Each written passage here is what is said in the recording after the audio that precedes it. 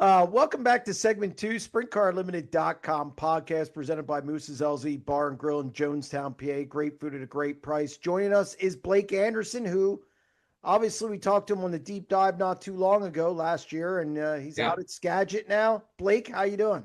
good. It's sunny today. I'm looking at blue skies, and you kind of learn through the winters not to take these days for granted. But when the spring and this summer starts to turn here, summers are undefeated out here.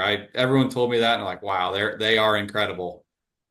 Yeah, we actually have sun today, but the Grove's already bagged it because it's gonna thunderstorm tonight, and it's a If pretty they high percentage. So if they had the worst luck in the country this year's at like 9 of 12 events. yeah, and I think this is becoming a yearly thing for them. I mean, out of all the tracks that, I keep stats for, they seem to get rain. They get clipped the most. Gosh, I mean, you think Washington and rain, and knock on wood, we've got to battle that a little bit tomorrow night, but we have better luck than they do. Yeah. Yeah, it's not good. But speaking of Skagit, Yeah. some news about a couple weeks ago. We had it on the website. Joseph Terrell covering our West Coast stuff, and the Dirt Cup's going to 100,000. So having you on, wanted to talk a little Skagit. So Blake, I guess the obvious question is, what made you guys go to 100,000 for the Dirt Cup?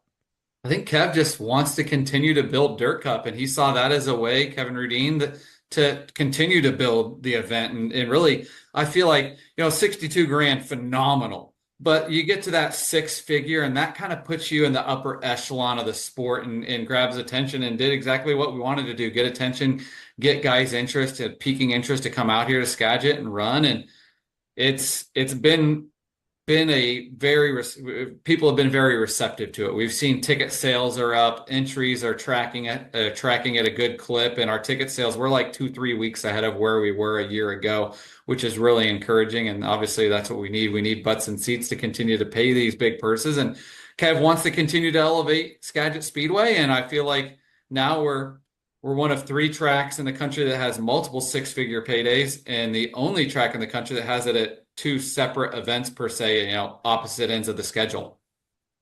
Yeah, I was looking the other day because somebody said to me, "Oh, racing used to pay more," and that's just not the case. I did do No. the math. There's 13 shows above $50,000. I believe it's 13, and there's only a handful. I'd say maybe 8, 9, maybe 10 that are six figures, and you guys have two of them. So that kind of puts you in rare air. I think obviously Eldora, you guys, and I believe Huset's are the Yep. only three that have multiple six-figure paydays and for the same division. Is that kind of, do you guys, is it one of those deals where Kevin wants to kind of bolster Skagit to the point where it is one of the premier facilities on the West Coast? Because let's face it, the scenery's great.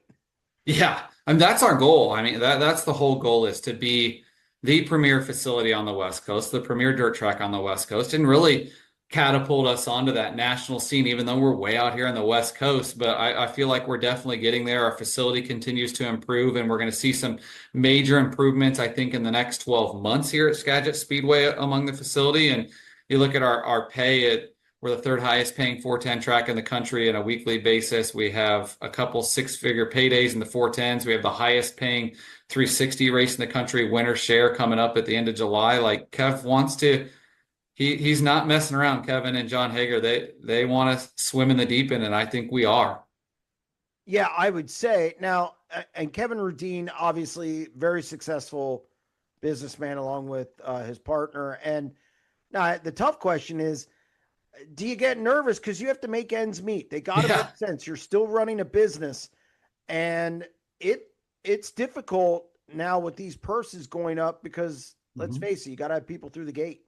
Yeah, I get a little nervous as I deal in the ticketing every day and looking at it and making sure, hey, we're doing what we need to be doing. But we've seen our weekly crowds are on the rise right now. Our lower end weekly crowds were our decent weekly crowds a year or two ago. And you look 3 years ago, our low end crowd was a pretty darn good crowd the first year they took the racetrack over, and now that's the bottom. We've really retooled how we go about things from every angle, the way we advertise, the way we market, and the way we hit social media. We kind of change the way that we go on social media to show that we have more than racing here at Skagit Speedway, because you have to get those fringe fans that maybe want a little bit more than, hey, the 410, that doesn't mean much to them, but what kind of experience can we provide them outside of that? And that's really what we've done at Dirt Cup. We have 3 pre-race parties. We have our 2 pre-race parties. We have a golf outing. We really have ramped up things around it to, as you know, make it more than just a race, make it an event. And that's it.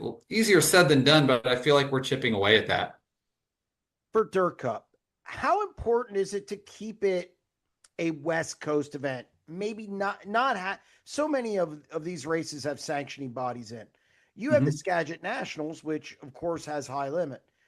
Is it important to keep this thing like a West Coast deal where anybody can come, but your winner is probably going to be somebody from the West Coast, and it really plays to the locals?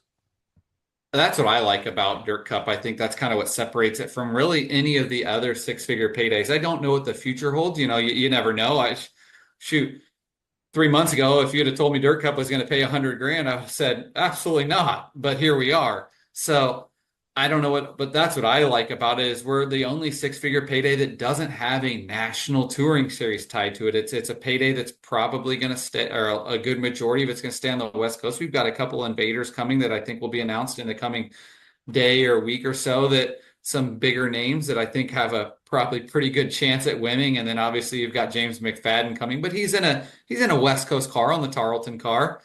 So, but I think that's what makes it unique, is that it really, I think, elevates the game on the West Coast, which is our whole goal, is to get 410 racing back going on the West Coast. When they announced in 2022 they were going to bring 410s back here, people like, they're dead. It's never going to happen. And last week we had our lowest 410 car count of the year, and it was 17. So I feel like, 2 years ago we averaged 8, or 3 years ago we averaged 8 410s a night. Now our low end 17 cars. So we're growing. We're seeing teams expand into 410s and to get to events like Dirt Cup. And I think a lot of them are jumping into the 410s because they see our 410 purses expanding at our big events and our weekly races, frankly. I was one of these people who probably was a little skeptical when you said about going back to 410s. What has been the key to this growth? Because you can't have a big 410 event like the Dirt Cup and not have a local contingent, even with guys coming up from California or the invaders you talked about. What has been the key components to kind of expanding that 410 field and building it to where you do have decent numbers? I think the pay has been big. Obviously, the guys know they're going to get paid, and that we pay pretty darn well for weekly racing. But Kev was passionate about 410s. I mean, we see it in our crowds, Jeremy, to go from another aspect in our crowds. Like when we have a 410 race versus the 360s, the crowd, like you can visually walk in here and be like, oh, the 410s are running, because the fans crave seeing 410s. And that's been a big component that allows us to continue to bolster things, is the fans are responding when we have the 410s, and our 360 crowds are up too. But that's getting 410 racing going out here was Kev's biggest priority. I feel like that was what he wanted to do when they took things over here, is do something that we thought needed to be done out here, but many said couldn't. And I look back into even back in 2010 at Skagit, when they were running 410s, they were getting like 8 or 9 a night, a lot of nights. I mean, as a fan, that's tough to come pay for. I feel like as a fan, I would be disappointed if I came and there were 8 410s. I don't know about you, but yeah, that'd be very disappointing to show up and have 8 410s.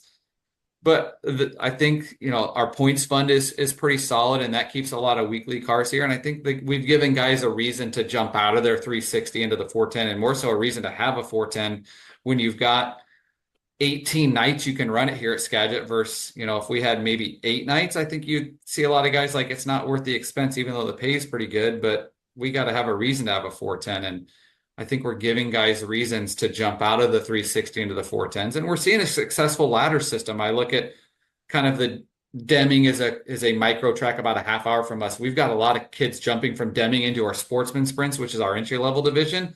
And we've seen guys jump out of the sportsman sprint into the 410 and 360 divisions. Last year's Sporty Track champion is now running a 410 part-time and running a 360 full-time. So he's working his way up the ladder. So the ladder system's working, and we have nice pay jumps when you jump up each division too, which helps.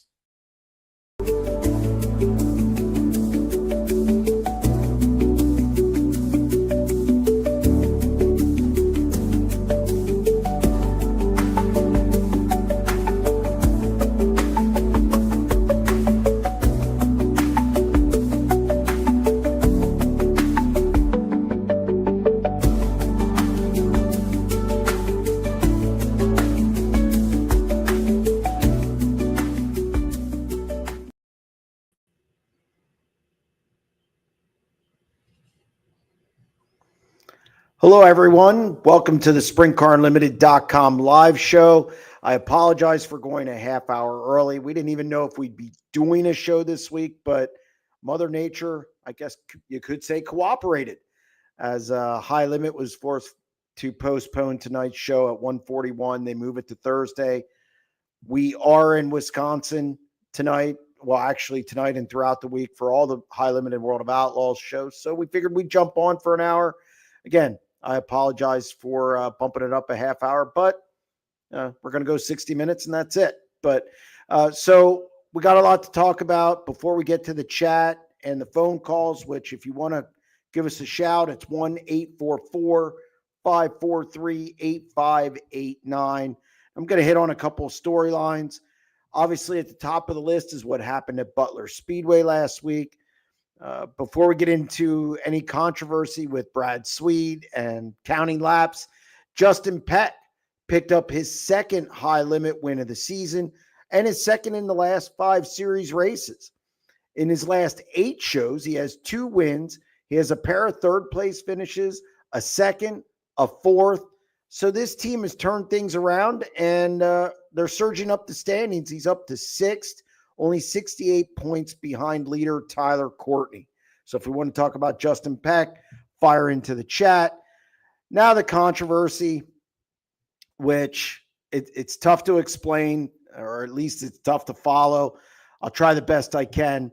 We had a 90 at 9 on Sunday, and obviously had a story on SprintCarUnlimited.com as well. But the crux of it is the flagman threw the white flag on lap 30 instead of lap 29. When Brad Sweet crossed under the white flag, which would have been the end of the race, should have been the end of the race, he was third. They go the extra circuit. He has a right rear flat. So he passed under the checkered flag, probably somewhere 15th to 20th. Not really sure where. Don't know how many guys dropped out of the race. High Limit rules state that the top 3 go to get scaled. Brad Sweet pulled off the track because he didn't think he was in the top 3. He goes through the pit area. It comes over the receiver that he's got a scale. He finished third because they go back to the 30th circuit, the white flag lap for scoring. He gets disqualified because he didn't scale. He stopped in the pit area, and officials lost sight of him. That's something Mike has talked to me about when I talked to him on Saturday night, that he'll let a guy drive through as long as the wheels don't stop or officials, don't lose sight of him. He'll let him scale. They lost sight of him because the pits are off the back. So he gets DQ'd. If you want to talk about the sequence of events, right, wrong, and different, again, give us a shout. Also, last thing, poor Williams Grove. I know people don't like hearing that because they criticize the racing or whatever, but the historic Speedway has lost 9 shows already this season. They got 2 races in the books in April, 2 in May. It's been brutal for them. And what people don't realize is that they have fixed costs. Even though they're not racing, paying out a purse, they still have full-time help. They still have food they order because you don't cancel on Monday. So it's been a tough year. I don't think I can remember a stretch like this. Maybe 6. There were 6 races in a row at Lincoln a few years back. Of course, a few years could be 5 to 10 with me because I lose track of them. But and guess what? The weather doesn't look great this weekend. Shocker. So I don't know. They need to do something there. Maybe have a seance to get races in. But we're in Wisconsin this week. Show's going an hour, so let's go right to the chat or your phone calls. All right. With this being a mini speed week in Wisconsin, do you think this is a good practice? Do you think this is good practice with Macri and his crew for PA Speed Week? I don't know about that. I mean, I just think it's good because they get on the road, stiffer competition. It's kind of like baseball. If you're batting well and you're facing stiffer competition as far as pitching, and you're hitting well, the ball looks bigger. It looks like it's coming in slow motion. If he has some good performances out here, I'll go back to PA. Obviously, confidence high, so on and so forth. I don't think it really relates to Pennsylvania Speed Week. I just think it makes the team better, especially if they have some good performances. Why was Mike Hess not in the scoring tower? Seems odd. Yeah, it is odd. Normally he's in front of a computer that does count laps, but according to him, the windows, he couldn't see out the windows. They were kind of blurry, so he went outside and stood to watch the race. Where the mistake was probably made on their end is he didn't have somebody watching the computer, or did not indicate that he needed somebody to watch the computer so that they could count laps and relay that to the flagman. But the flagman also assumes responsibility because they had a second in the flag stand. When you have a second guy in the flag stands, normally they count laps. They hand flags to obviously the primary flagman, and it's an extra set of eyes. So there's enough blame to go around. All right. What else do we got? Oh, I think we bogged down a little bit, or we have a call. Either that or they're not coming through. Oh, we have Jim from Buffalo on line 1. Jim, why are you what happened there? I don't know. Am I through? Yep, you're through. You got me. Excellent. So enjoy Wisconsin, and don't drink too many spotted cows while you're up there. That is a fine brew. The spotted cow. My photographer, Brent Smith, has already had a spotted cow. Oh, can't blame him for that. That is outstanding brew. So anyways, only in Wisconsin, right? I think that's their logo. Yeah, I guess. I don't know. I didn't drink it. But anyway, come on now. It's a treat. But hey, just want to touch on a couple things. I think that was a cop-out on Mike Hess's excuse that he couldn't see through the windows. They raced at the same damn track last year and didn't have any issues. I don't buy that. I just think he blew it. He is the race director. The buck stops with him. That, there's just no excuse for that kind of stuff, and I don't like Brad, but you know what? I can't blame him for doing what he did. No. He was looking at the flag man, and went by what the flags gave him. Yeah. So, look, I'm not going to. I know they don't have a scoreboard there. That's an issue because you can't use that. I have not been to Butler. I do not know what the windows are like. I don't know. Maybe he stood outside last year. I mean, either way, if you don't have that situation where laps are miscounted, then obviously you wouldn't need to stand in there. So I think there's enough blame to go around. I don't think I don't think Mike Hess copped out. He was pretty honest about how much he hated that it happened. And Brad took it on the chin, and now we have a point battle. Well, that's good. I don't pay much attention to him, but that's all right. But I'm glad to see Justin Peck winning. Yeah. Love it. I love that guy. He's balls to the walls. He's either winning or wiping out. But I love the way that guy races. And he's actually a pretty decent guy to talk to. I got to give him that. I think it's good that Justin Peck is fast again, just for high limit in general. He's one of their guys who's been there from the beginning. And I just think it makes the series stronger when he's running well. So they're no different than guys with the Outlaws or in Central Pennsylvania. The more guys you have running well, the stronger it is, the better the racing, the better the product. So, yeah, but I don't know. Just to touch one more thing on that scoring thing. Tony Laporta was sitting behind the glass and he didn't have a problem. He was calling the play-by-play, and, right. I don't know. It was just a colossal cluster. It was not good. Just one little thing there. What's up with TJ Stutz being out west? I mean, it's nice to see him travel. I mean, that's great. Good for him. Is he out there to get some practice in for nationals?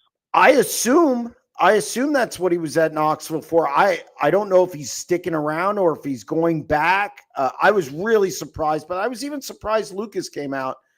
But between Lucas and TJ, I didn't expect either of them at Knoxville last week. I knew that Macri was going.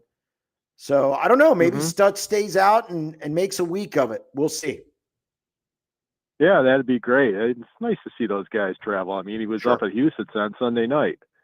So, yeah, I mean, that's great. I mean, that is how's that saying goes? Knoxville will make you famous, but Houston will make you a race car driver.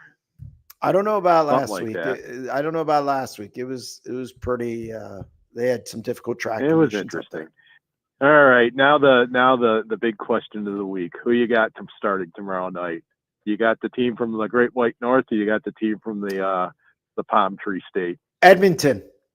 I'm Edmonton all the way. I like Draisaitl and McDavid. I think they are checking better this year. They were good on the forecheck and the back check in their previous series. Skinner, the goalie situation seems to have stabilized a little bit. I think they have two guys who can go. I like Edmonton to get it done this year. Maybe that's just because I'm hoping Edmonton. I do not like Florida. I do not like the Panthers. They're a really good team, but I'm Edmonton, and they have home ice. Maybe 6. Yeah, I tend to agree with you. 6. I tend to agree with you. You know, but with Skinner, you're going to get good Skinner or bad Skinner. I know. Also, too, I think the big thing is Draisaitl is healthy this year. That's right. That's going to make a huge difference. So, all right, have a great week. Have fun up there in Wisconsin, and I'll be truly disappointed in you if you don't have a spotted cow. At least one. You got it. It's just the best. I don't know if I'll have a great week. I don't know if I have a chance, but thank you, Jim. I appreciate it. All right, let's zoom through the chat. We got Dave online too. Dave, how you doing? Jeremy, how you doing? I'm doing okay, not too bad. My question is it Hess's job to come on the receiver and tell the guys that they have to go to the scout? Yes. Who talks on the receiver? Yeah, he talks on the receiver, yes. Well, I'm going to put the blame on him then. Yeah, I mean, I don't think he would deny that. I think it was a breakdown in a lot of ways. I'm not going to say none of it falls on him. I'm saying I think there were several breakdowns, and ultimately he's the top guy. So he that's just what happens then. He's going to take the brunt of it. But there were a few breakdowns there, and you need better fail safes in place from their standpoint. Mm-hmm. But the flagman, when you have two guys in the flag stand, you should not miss laps. That's well, as far as the lap thing goes. I mean, they got the electronic flagmans now. It wouldn't be that hard to put a little square box on there telling them when they come by what lap they're on, so everybody would know if you don't have a scoreboard. Right. And I do know Mike Hess did tell me that if it was up to him, he would have an electronic flag, one of those, what Lincoln Speedway has in Pennsylvania. He'd have them all the time. One more thing. Talk about the driver being snake bit as Danny Sands after getting fast time. And I've never seen somebody so snake bitten in my life. Yeah, he's got motor issues. Yeah, he's got motor issues. And look, we're in June, and there's a lot of big races coming up. So Danny Sands definitely has an uphill battle the rest of the way. And I hope he can make it. I hope he can turn it around and kind of have a good run, have some, just something to help this team get through the season. Yeah. Okay, Jeremy, that's all I got, buddy. Thanks a lot. No problem. Thank you. I appreciate it. All right. All right, back to the Rodman rundown. TJ told me at Port Royal his plan is to run the 2 high limit shows this week. Thank you, Chase. I appreciate that. That clears up that. I wonder why he wouldn't just stay out for the week or for the World of Outlaws events then. I would assume he might. There's no point in going I mean, unless he wants to get back for the Paxton race at Williams Grove, but he might be looking at the forecast and maybe decide to stay out. So we'll see. Thank you very much. Appreciate it, Chase. The All-Stars make their return this weekend to Williams Grove and Lincoln. Will an All-Star full-timer be able to win either of these two races, or will be posse sweep? I don't even think they finish in the top 5. I'm going to take it a step further. I don't think they put a driver in the top 5 of either race. It's a lot of young guys are in this group. I don't even know if Cap Henry comes in. He's not an all-star regular. So Caleb Henry maybe at a Lincoln, because it could, a California guy maybe do something at Lincoln, but I don't think they get in the top 5. I think it's going to be a tall order to even put every guy in the field this week. I just don't see it happening. Do you think Brad's going to rebound and win a high limit championship? Yes. I'm not. Here's the thing. Tyler Courtney's not winning races. He's gone 23 races without winning this year. Now, if he catches fire, Brad could be in trouble. I mean, is this a trend? Is it something, we'll have to see how it shakes out. I think Brad has to worry about Rico and Aaron Reitzel because they're going to win races. I think Aaron Reitzel or Rico is going to lead the series in wins, or maybe both of them will be 1-2. We'll have to see. So I think it's going to get dicier, but Brad's so consistent. And I said it at the beginning of the year, I don't think he's going to go 35 races without winning a race again, like he did last year. And he won the championship going away. So I expect them to. I just shot my podcast with Ryan Hand, and Ryan Hand said that Brad will be leading the points by the end of this week. So there's got 2 races. So we'll see. I think it's very doable, of course. It's only 6 points out. Will we see the National Series hire their own full-time flagging staff after this weekend's snafu? I think you could see that happen with High Limit. It should be really, whether it's World of Outlaws or High Limit, they should have their own flagman. And it's not that all of the other flagmen do a poor job. I mean, mistakes happen too. Look, go watch a baseball game. Go look at the strike zones every night. There's a human element, and when there's going to be mistakes. So, but that being said, if you have a traveling flagman, they're with this series every night. They know the players involved. It's just having continuity with a team. So, and scoring and everything else. So I'm very much in favor of both national series getting their own flagman. And even the All-Stars, Power Eye, Narc, regardless of who it is, I think having the same flagman for every series race, I think it's pretty important. At least Ford now has a guy who can win leading their efforts. Ooh, too soon. Yeah, I think for Justin Peck, and look, this isn't an indictment of Donnie Schatz. They have different driving styles. I mean, I'm not going to say Justin Peck's a better driver than Donnie Schatz. I just think it's different.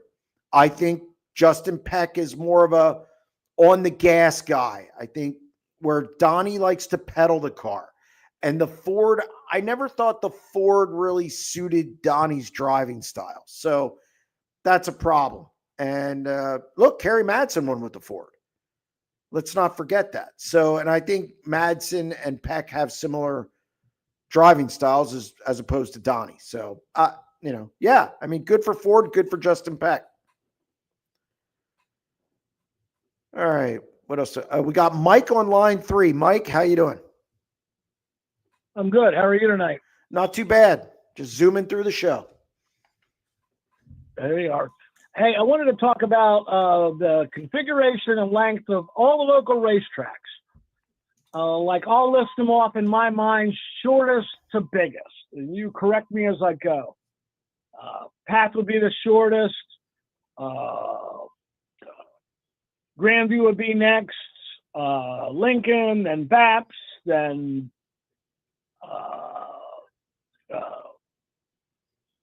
Port, and then Williams Grove and Sealands Grove. Am I anywhere close? Yeah, you're really close. Baps and Lincoln, I think, are close. They're both kind of that 4/10 that everybody likes to. They're not halves. Port and Sealands Grove. I think Williams Grove is bigger than Sealands Grove. I don't know. It's close. It's close, but I would say Williams Grove is probably the biggest. No, you're pretty close on that. You're right on. Okay, very good. And okay, now the fastest racetrack, on a perfect evening, I'm talking 410 sprints, obviously. Yes. Sealands Grove, on a given night, Sealands Grove can be the fastest. Yes, especially going into turn 3. Right. I grew up helping a guy named Jerry Kurtz when I grew up. I was in my 20s. Helping a guy named Jerry Kurtz. It was the year that Wolfgang did whatever the hell he wanted. And yeah. I remember the vapor trails come on 3. Oh, my God. Yes. All right, so Sealands Grove's the fastest. Port's the next fastest.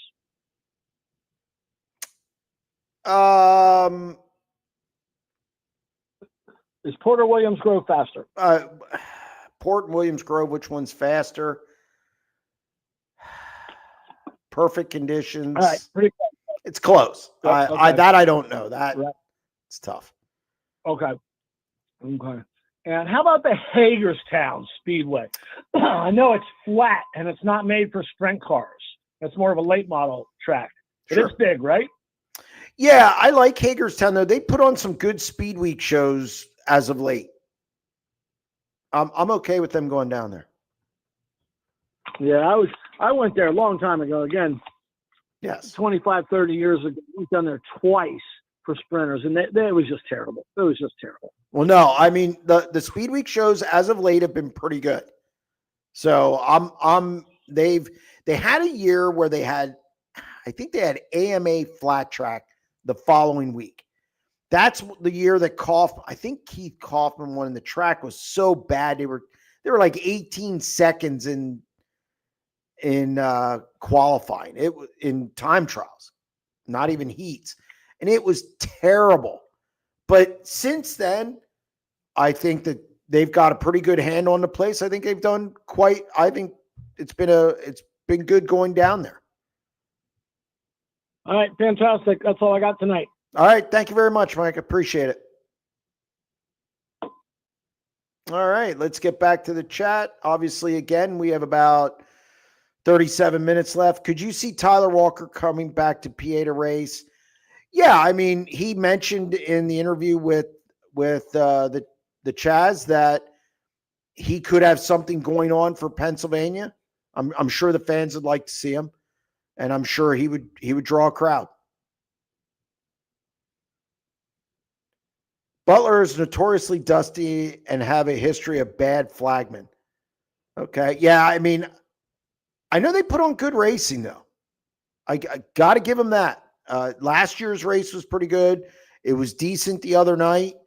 It wasn't just a walk away by Peck and no passing. It was a pretty good race. So, yeah, I mean, dusty.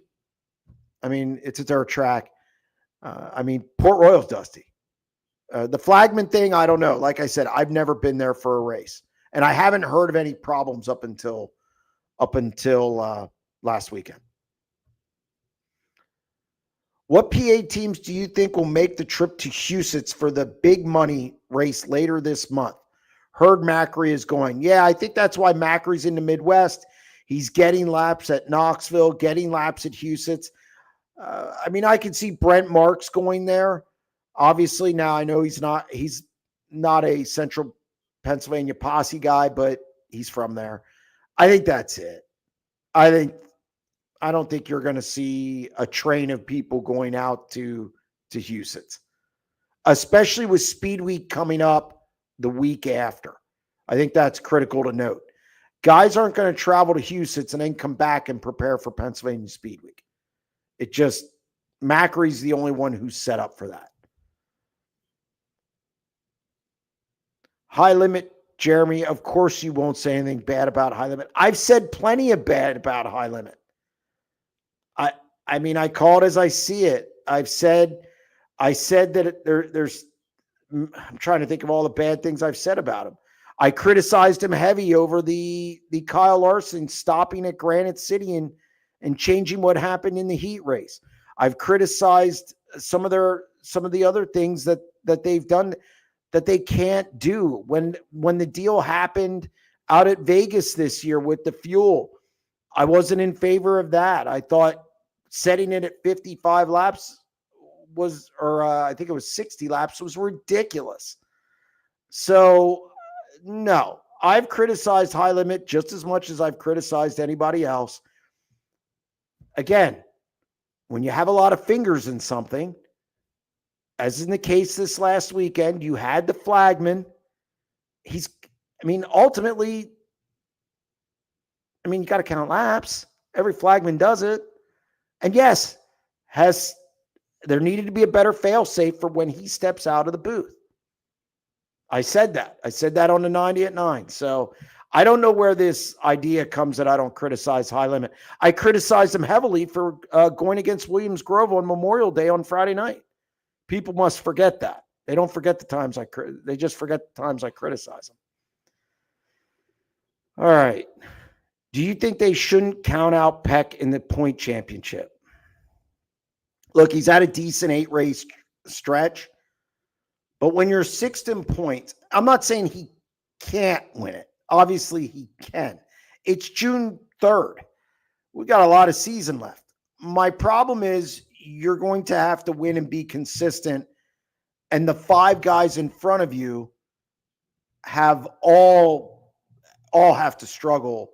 And I just don't know if they'll struggle enough at the same time that Peck will be able to make all of that up. That's the hard part. So I think he's going to make noise. I think he could be in the top 5. Obviously, he's running well now. I just think it's a lot to ask for him to pass 5 guys to win the title. Plus, with their rain-out situation hasn't been good either. So you got to have races. And they only have like 60, 61 races. So less time to make it up.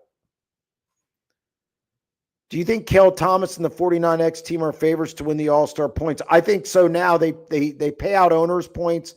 Rudzik is 9th in points as of now, and I think it's like 9 or 13 points out, something like that. Again, they got to get races in. I think he's leading the points by the end of Ohio Speed Week. Definitely. So, yes, if he stick together, there you go. He's gonna win the points. Caleb Henry's the interesting one in that mix. I like Caleb Henry. All right, what else do we got? Do you think it's worth it for tracks to figure out a way to get public transit or shuttles for fans to and from the races? Well, that's interesting. That's an in-depth question. I like that.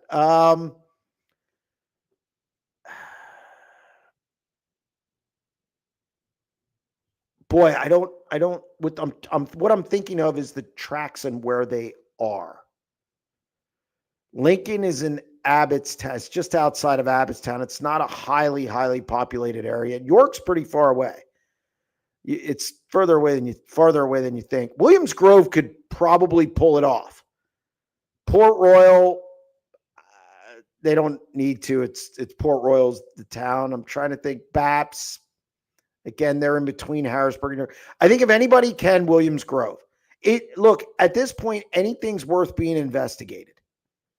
And if people didn't have to drive as far to the races, maybe you could do something like when I went to the Washington Capitals game, you go down 83 and park at, I forget the name where we parked, just drawing a blank on the name. And then you ride the rail in. Now, they don't have a rail, obviously, up where we are in central PA, but, a bus, something like that. Maybe that would help. It's interesting. That's an interesting, I have to think about that. Who knows? It could end up being a 90 at 9 at some point. What else do we got? Scoring towers don't make or break a track. My home track, Jacksonville, it doesn't have one, and many tracks I've raced since the mid 90s, don't have one. Oh, no, I'm not saying it. I'm saying it helps a situation like that. That's all. It's just another way of seeing a lap count. All right. What else? Oh, did you see the interview with Bobby Elliott on the Turn 2 Terribles last evening? We wish him good luck with the All-Stars. Are you and him related? No, I am not related to him. I did not see it. I was traveling to Wisconsin. I was on a plane. We flew out in the evening. I'll check it out. But no, I did not see it. And no, not related. As you age, skill deteriorates. It's just life happens at different times. Maybe Schatz is just on the downslope. Oh, I think Donnie Schatz would admit he's on the downslope of his career, obviously. Certainly, he's not going to go out and win 30, 20 races anymore. 10's going to be a stretch because I think drivers are a little more aggressive now. The driving style is different. The sport's changing in that regard. And again, he has a new crew chief, switching back to Chevy Motors. And yes, you get older. So, and you got to ask yourself, he's proven everything. How long does he want to stay in it to fix some of the things around him? And then, he flies home all the time. He has a business at home. It's just a lot of factors into it. And yes, like you said, skills deteriorate over time. Father Time is undefeated. So, any thoughts on the Lincoln electronic flagman, and do you see other tracks going this way? I don't know how expensive it was. That's the one thing I haven't been able to pin down yet. Do you obviously you save money not having to pay somebody to be on the flag stand, but do you have the facility to handle an electronic scoring flagman or whatever you want to call it, or electronic flagman? So I think it's something that's going to probably grow legs and be something that happens more and more, especially if things continue to go the way they do, if we continue to have mistakes, so on and so forth. I mean, you can spend the money that you pay a flagman, you can roll that over. Not that it's a lot. These guys are not getting rich. But yeah, by all means, and if you can get a sponsor to pay for it, I wouldn't be surprised if you have a national series do it and just hang it on the flag stand. I don't know. It's an investment. Welcome to Wisconsin, Jeremy. Look forward to seeing you at tracks this week. Yeah, grab me anytime. Say hello. I'll be wandering around. Hopefully we get them all in. Will someone take the pins out of the Zach Hampton voodoo doll? Talk about a week to forget. It's funny. I was standing in the corner at Port Royal, and I was looking at possible notebook stories, to kind of put on top of the notes for the night. And I said, man, Zach Hampton looks really good rolling in. He's at that point, he made the redraw. He did everything right. And then he flipped in the corner, and I'm like, damn, it took a story. But yes, I think Zach Hampton has done a good job this year. I think Chris Wyndham's another one. I'm actually going to have Chris Wyndham. When I get off this show, I'm going to grab something to eat, and then I'm going to have Chris Wyndham on the podcast tonight, and we'll post that on SprintCarUnlimited.com tomorrow. But yeah, it's not been a good week for Zach Hampton, but we'll see if he can shake it off this week. He's got 4 races to do it. A little early, but who do you think wins PA Speed Week?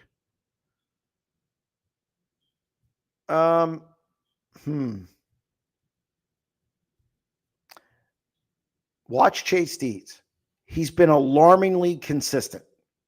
Even more consistent than Macri. Doesn't win as much, but just consistent at every track. The problem for Chase Deeds is going to be how much has he seen Hagerstown? Grandview wasn't good at Grandview. So Macri's good everywhere. Macri times well. He's going to get points there. Dietrich's been good. I'm going to say Anthony Macri. It's not too early to pick that. It's only 3.5 weeks away. It's coming fast. When Vince Vaccari was running Susky, he tried a shuttle from Reading to Susky. It didn't work. A shuttle would require everyone to stay until the end of the night. Many don't do that. And that's a good point, Dwayne. I think that's a really good point. I think the distance is that's now granted they were running modifieds at the time. So obviously Reading's a modified area. So yeah, that's a long haul. It would have to be close. And it would have to almost be like a park and ride situation. And maybe do a giveaway on the shuttle, or you'd have to do more. And racing's just not as big as we think it is to get to that point. But it still is an interesting concept. I thought it was interesting somebody brought that up. Had I known commenting on Wyndham would bring him recent success, I would have commented on him sooner. 6 top 10s in a row. Yeah, he looks good. And a couple top 5s in there too. It's not like he's just limping into the top 10 every night. There's a couple top 5s. He looks sporty. So we'll see if he can continue that this week. And he's going to some tracks. I mean, let's be honest. He ran Angel Park. He ran Plymouth in USAC cars. And who knows? I mean, I don't know the last time the Outlaws were at Plymouth or Angel Park. I know they weren't there last year. So I don't know. It'll be interesting. Knoxville is the only decent half mile, but in my opinion, they're boring. I see a lot of good races at Eldora.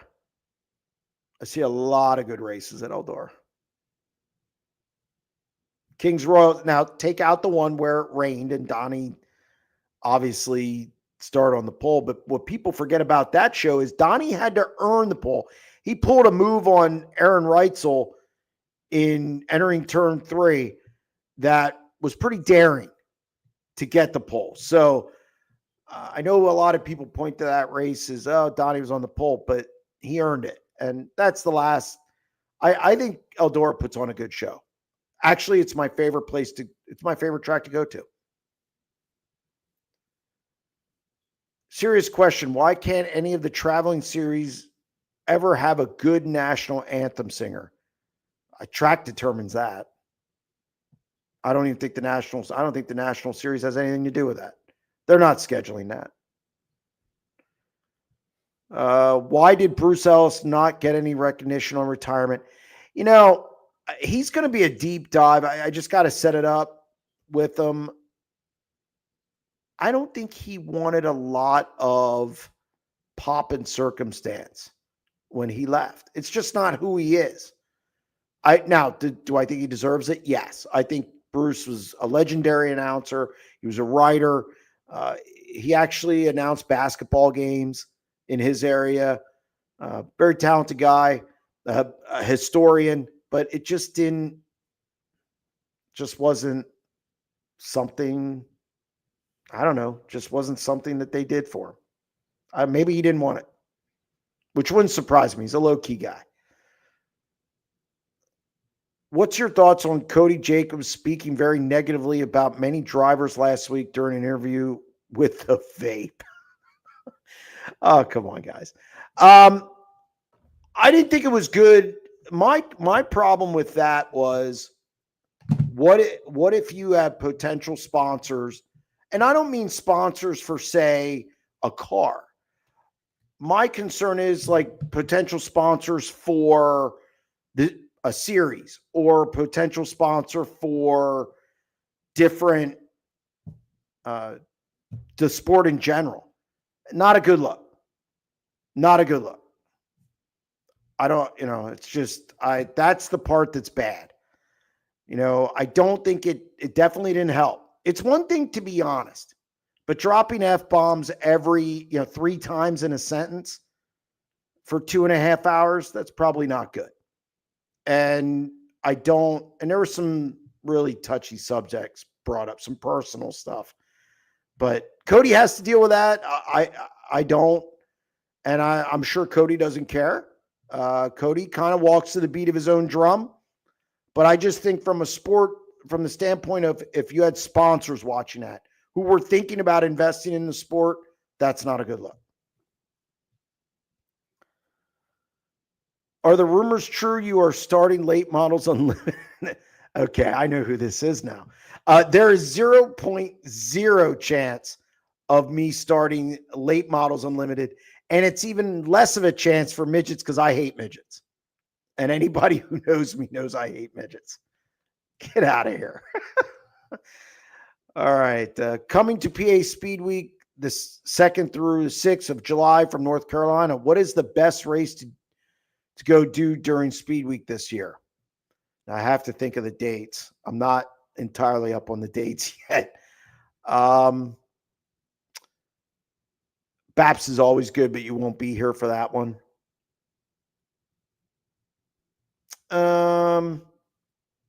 Look, Port Royal, obviously you want to see Port. You want to see Williams Grove if you've never been there. I like Hagerstown. They're all pretty good. And Path Valley. Going to want to see Path Valley. I've seen a really bad race at Path Valley, but most of them are really good. So you're going to want to really, all of them are pretty good. Lincoln has had good races this year. BAPS is my favorite track, and that's just because I think it's the perfect shape and size. But yeah, all of those. Path Valley is going to be a madhouse because they're back on the Speed Week schedule. They have a high limit race in September. So I don't think you can go wrong wherever you go. Never been a flagman, but all the races that I have had an official scanner channel. Next time buys white flag. Never the flagman counting. He has more important things to do, like look for caution. Actually, I've seen it a lot. They have a clicker, like one of those things you go into a movie theater and they click. I've seen that because a trend was your flagman was your race director. That was going on a lot in central Pennsylvania for a while. Again, yes, but if Mike Hess didn't see it, he depended on the flagman. Now, Mike Hess shouldn't depend on anybody, and he knows that. So I think he's well aware of that. I don't think it'll happen again.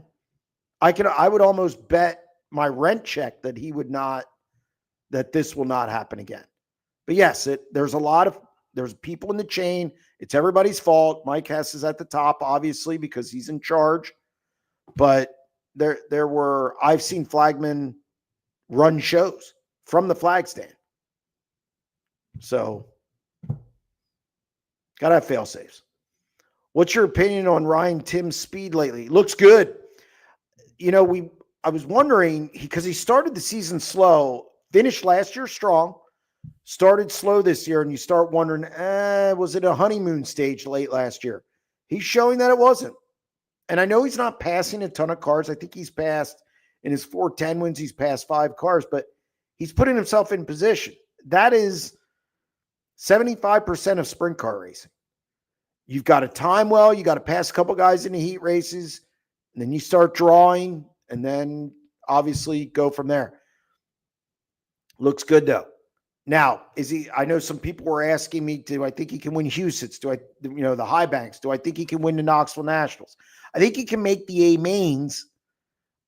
It's a big ask to beat David Gravel and Buddy Kofoid and Sheldon Hodenshield at Huset's. It's also a big ask to beat Kyle Larson, David Gravel, and all the guys at Knoxville Nationals. I'm not going to put that on him. So, look, it's good. It's good for the Midwest to have another guy who's quick. So I like it. Hopefully he can keep it up. Now that we've known the high limit franchise system payouts, et cetera, for a little while now, what's your early pick, if any, to defect any races? What? To defect any races for 2028 chart? I assume you mean, are guys going to either leave the Outlaws to go there to try and get a 2028 charter?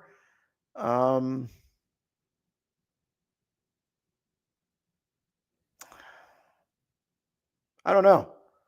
I talking to Outlaws guys this year, I don't think that any of them. David Gravel's look. He's a money guy. If he wins a title this year, what's the difference between winning 4 and 2?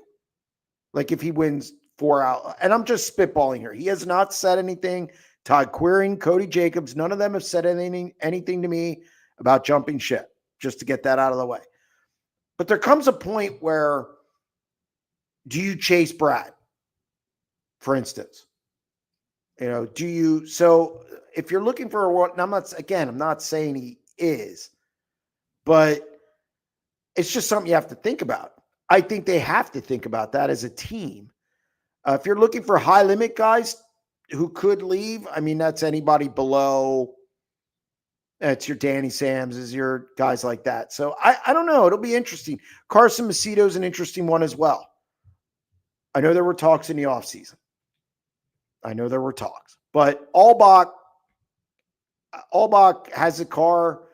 He's sponsoring a car with Chase Randall with high limit, and also Carson Macedo. I don't know. So that's interesting. I think it's way too early to even think about that. What is your opinion on lap cars? Hold your line or get out of the way?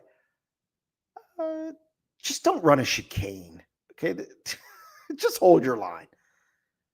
Just try and hold your line. I know you got a race going on, but really, I always like that phrase when people say, "Oh, well, they're racing too."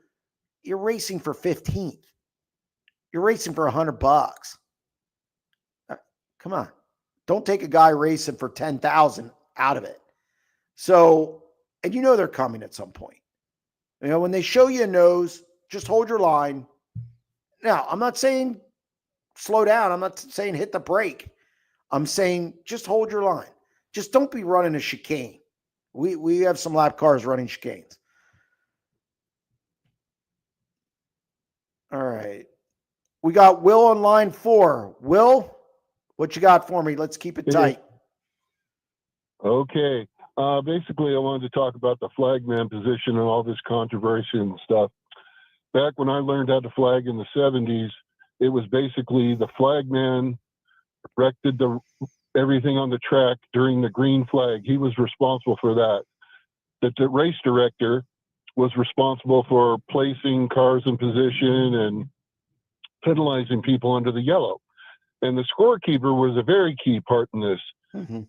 Back in those days, how the flagman knew the white flag was going to come out was the leader would be coming off turn 4 on 2 laps to go, and a light bulb would light up in the flag stand.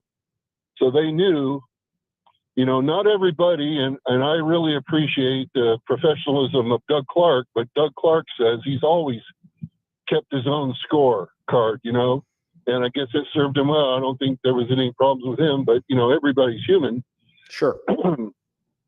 But now, this was before technology. This was before radios. Then we went into the radio situation.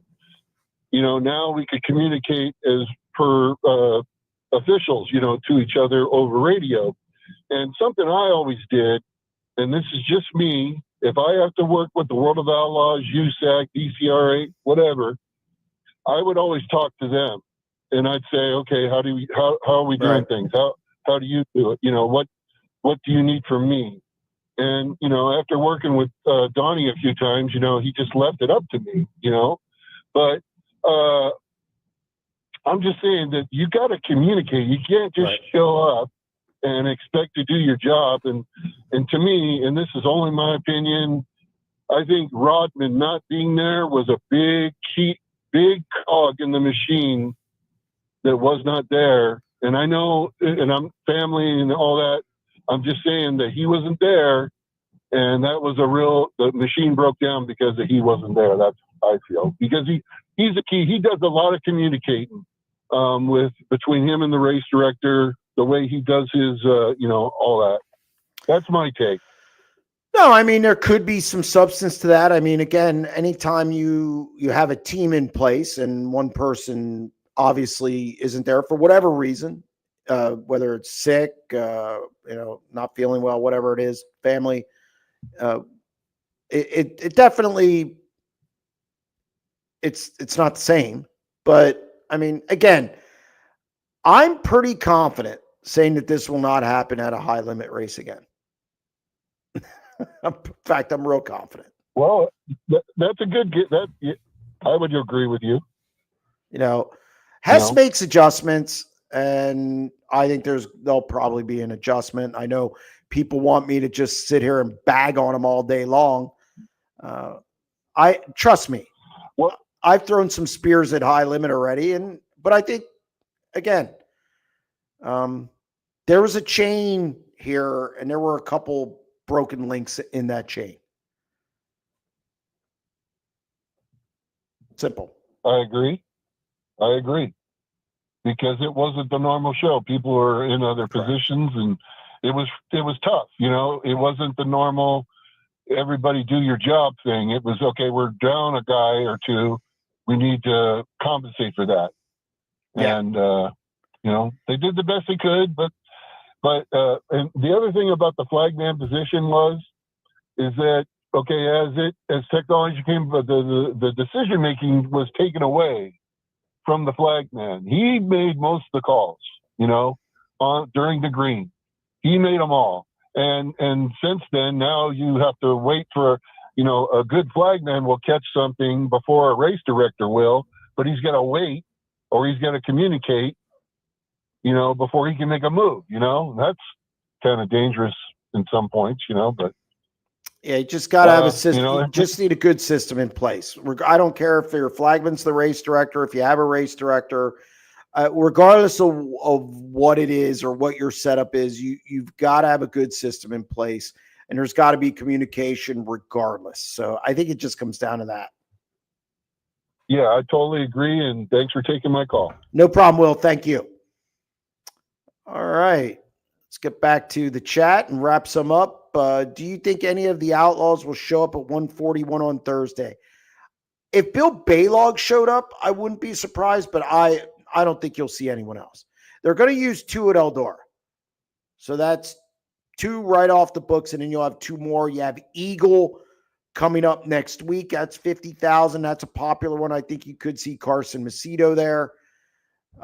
Maybe Gio Selzy, because they have, or no, maybe that, I don't know, their sponsors and their ownership group. That's kind of how Gio does it. So, it'll be interesting, but not 141. Bill Baylog, maybe. It's a track he knows, and I think he would have a distinct advantage over the rest of the field. Jeremy, have you heard anything lately about Austin Hogue? Any fundraisers anywhere for him? Yes, and great question. Austin Hogue is awake. Last update I got.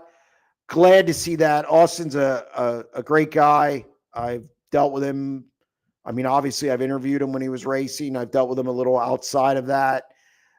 They have Dottie's Family Market. Not a shameless plug. They have Dottie's Family Market, and they purchased that in Dover, PA, and they've changed it around a ton. It's really a nice place, and they've added so much to it. But Austin Hogue, wishing him the best. Yes, things are headed in the right direction. I don't want to say too much, but yeah, he's awake, and things are going in the right direction. I have not heard of any fundraisers for him as of yet. When I do, I will announce it, obviously. All right, watching Dave Blaney run the top at Eldora in the 40 Stanton car was breathtaking. Watching Dave Blaney do anything at Eldora was breathtaking. He won, I believe he won the Kings Royal in the Casey Luna car. He just waxed him. It was impressive. He won. He drove away. It was never a contest. It was just fun watching him run the place. And that's when the banks were higher and it was old Eldora, but it was a wow moment. Even all those guys who did that, but he was one of the best there. All right. Sealands Grove versus Williams Grove car counts on Friday. Imagine All-Stars bringing 14 cars will bolster Williams Grove. Yeah, probably. I don't I don't like it. Your first year at Selinsgrove, I'm not running against Williams Grove my first year trying to turn the track around. The weather's sketchy again, so who knows what happens there. I don't know. Wish them both the best. Go with God with the weather this year. So, all right, what else do we got? What they're doing at BAPS is great. Hell of a crew going on. Yeah, look, BAPS has an announcement coming up. I'm not going to say what it is, but there's an announcement coming up that hasn't been done in quite some time. In fact, I'd say 40 years. So stay tuned. But BAPS is doing a great job. I like their 410 shows. Colton's doing a lot of things kind of, not what everyone else is doing. He's kind of, and he's also trying to get tracks to work together. So I like what's going on at BAPS a lot. Is Caleb Johnson for real, or is Huset's not that tough? I mean, I think he's still a young driver, feeling his way out in the 410s. I think it's a little too early to tell. I think he's had some great runs at Huset's. I think he's doing a good job in the Dennis Gainey machine. I'm interested to see how he progresses. But for real, what does that mean? I mean, I want to see some longevity. I want to see it over a period of time. So, but he looks good so far. Jeremy, if you had $3 million, would you retire or continue doing what you're doing? I'd continue doing what I'm doing. I'd probably maybe tweak some things, obviously, because I have $3 million, but I like to work. I love to write. I've been writing since 1997, whether it was sports at a newspaper or racing. So, yeah, I would still be doing this in some capacity. Do you think Matt Tifft will be successful in bringing back Mansfield? It seems like he has a lot of people behind him, meaning the community. They're going to go dirt, I guess. I saw something where they're going to go dirt for 3 years and then kind of evaluate what direction they want to take. I've been to Mansfield. It is, I think Justin Fiedler said this a couple days ago. It's going to be an undertaking. It's going to be a huge, huge undertaking if you've seen the pictures of what it looks like. I wish him the best. It's going to take a lot of TLC and a lot of money. So, but I hear this guy's well-funded, and I hear has his heart in the right place, so to speak, because, again, you better have some passion for it or to be able to put up with the pitfalls of trying to resurrect something from scratch. So we'll see. All right, guys. Thank you very much. It's 6:59. And I got to go do some things. Got to talk to Chris Wyndham. Again, I appreciate everybody joining us tonight. We only went an hour, and we were a half hour earlier on the time slot. But I appreciate it, and we'll be back next week with another show. Stay tuned.